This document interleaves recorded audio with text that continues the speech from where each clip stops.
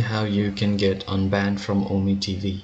So as you know, after Omegle has been shut down, this is one of the popular site as a replacement for Omegle. So if you were on this and you might have been reported by someone, so that's why you got banned. So I'm gonna show you quickly how to get unbanned.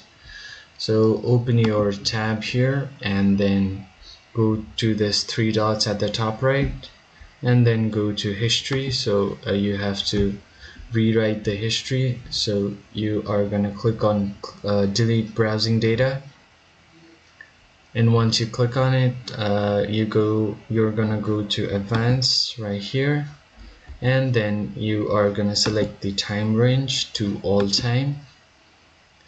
And once you do that, you can click on delete data. So this will wipe out all of your browsing history data. So what that will do is that it will also wipe out the data from the time where you got banned from Ome TV, and